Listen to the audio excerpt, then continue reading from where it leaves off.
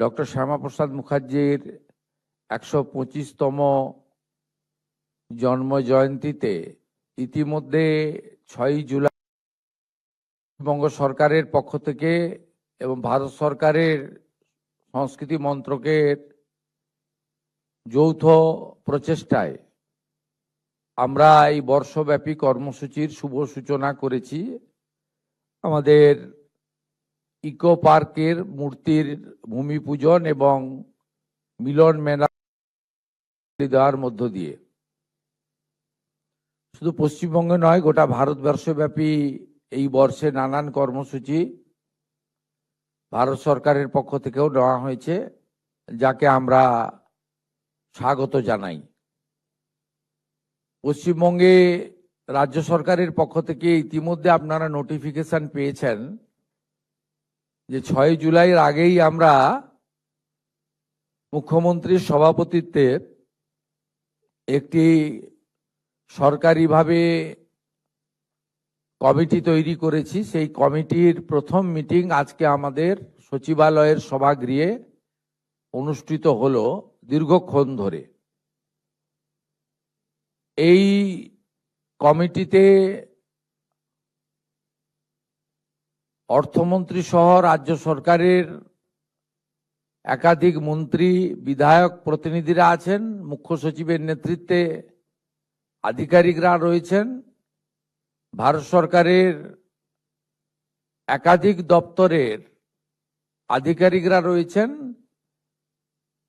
এছাড়াও ডক্টর শ্যামাপ্রসাদ মুখার্জির স্মৃতি বিজড়িত প্রতিনিধি এবং উনাকে নিয়ে যারা ভেবেছেন, লিখেছেন, এমন বেশ কিছু চিন্তাশীল ব্যক্তিগণের উপস্থিতিতে এই মিটিং আমরা শেষ করলাম। এই মিটিংয়ে আমরা সিদ্ধান্ত নিলাম যে আমরা এই বর্ষে নানা কর্মসূচি নেব। ইতিমধ্যে ১২৫ ফুট দণ্ডায়মান যে মূর্তি, তার ভূমি পূজন এবং স্থান নির্বাচন হয়েছে আপনারা জানেন ইকো পার্কে। তার পূর্ণাঙ্গ পরিকল্পনা, নকশা এবং এই কাজটি সম্পূর্ণ হওয়ার পরে মূর্তি সহ ওই জায়গাটিতে কি কি থাকবে, অর্থাৎ একটি মিউজিয়াম সহ অন্যান্য যে আনুষঙ্গিক ব্যবস্থাগুলি থাকবে, সেটা হিডকোর পক্ষ থেকে আজকে কমিটিকে বিস্তারিতভাবে একটি পাওয়ার পয়েন্ট প্রেজেন্টেশনের মাধ্যমে দেখানো হয়েছে এবং আমরা তাদেরকে কাজ শুরু করার জন্য সবাই মিলে অনুমতি দিয়েছি, যাতে ৬ জুলাই আমরা উদ্বোধন করতে পারি। দ্বিতীয়ত, উনার পৈতৃক ভিটা হুগলির জিরাটে রাজ্য সরকার ৩০ ডেসিমিল জায়গা ক্রয় করেছে। ওই জায়গাতে দুটি পরিকল্পনার প্রস্তাব এবং অনুমোদন করেছে কমিটি। একটি স্যার আশুতোষ মুখার্জির নামাঙ্কিত লাইব্রেরিকে পুনর্নির্মাণ এবং তাকে আধুনিক মানের তৈরি করা, আর তার সাথে একটি সংগ্রহশালা নির্মাণ করা। এর বাইরে আরো দুটি সিদ্ধান্ত এখানে হয়েছে।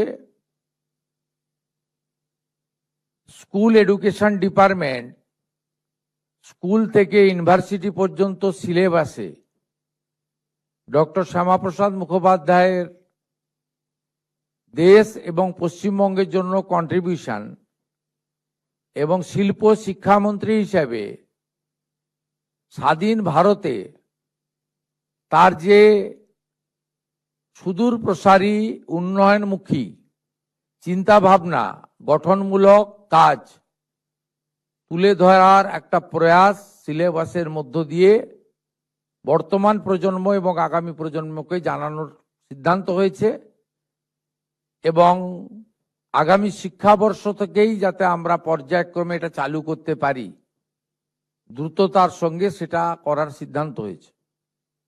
চতুর্থত, বই প্রকাশ করার সিদ্ধান্ত হয়েছে, পুস্তক। তাতে ডক্টর শ্যামাপ্রসাদ মুখার্জি যে প্রতিষ্ঠানের সঙ্গে নিজে যুক্ত ছিলেন, রামকৃষ্ণ মিশনের একটি প্রতিষ্ঠান, সেই প্রতিষ্ঠান ইতিমধ্যে প্রাক্তন রাজ্যপাল সম্মানীয় তথাগত রায় মহোদয়ের প্রচেষ্টায় একটি বই ইতিমধ্যে তারা প্রস্তুতি নিয়েছেন মুদ্রণ করার জন্য। আমরা তাদের অনুরোধ করেছি ওই বইটি কমিটির পক্ষ থেকে আমরা মুদ্রিত করতে চাই, প্রকাশিত করতে চাই তাদের সাথে নিয়ে। এই বিষয়ে তারা কয়েকদিনের মধ্যে আমাদেরকে তাদের মতামত জানাবেন, আমরা তার অপেক্ষায় থাকলাম। এর বাইরেও আমরা এই বর্ষে একটি পূর্ণাঙ্গ পুস্তিকা প্রকাশের জন্য কমিটি তৈরি করার সিদ্ধান্ত নিয়েছি।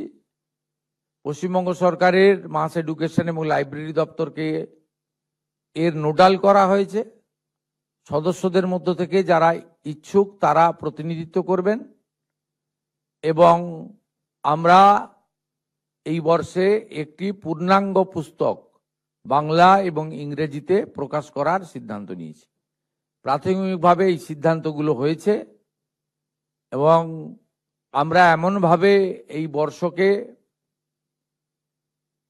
আমরা কর্মসূচি এবং বেশ কিছু স্থায়ী পরিকল্পনার মধ্য দিয়ে করতে চাই, যাতে স্বাধীনতা আন্দোলনে ডক্টর শ্যামাপ্রসাদ মুখার্জির ভূমিকা,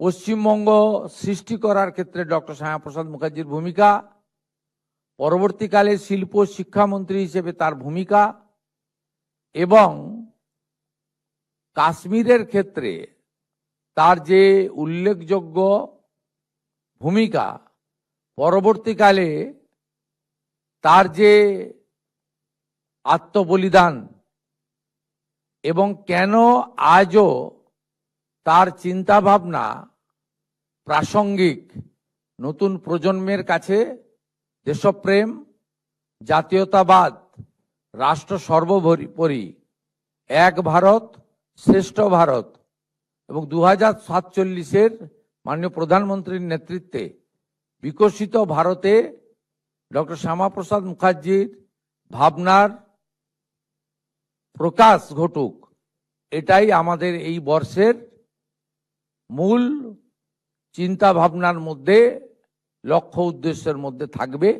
এই সিদ্ধান্ত আজকে আমরা নিয়েছি। পরবর্তী আবার আমরা বসবো। অনেক বয়স্ক সদস্য এখানে আছেন, তারা যদি প্রতি মাসের মিটিংয়ে না আসতে পারেন, ভার্চুয়ালি যুক্ত করারও তাদের ব্যবস্থা করা হবে।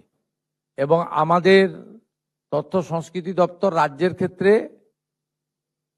পাবলিক অর্থাৎ জনগণের কাছ থেকে মতামত প্রকাশের জন্য একটি পোর্টালও চালু করবে, যে তারা বিভিন্ন প্রতিষ্ঠান, বিভিন্ন ব্যক্তি, বিভিন্ন সংগঠন তারাও যদি কোনো প্রস্তাব দিতে পারে, সে প্রস্তাবও একটা নির্দিষ্ট টাইম দিয়ে 15 দিন বা 30 দিন টাইম দিয়ে প্রস্তাব সংগ্রহ করার জন্য উদ্যোগ গ্রহণ করা হবে।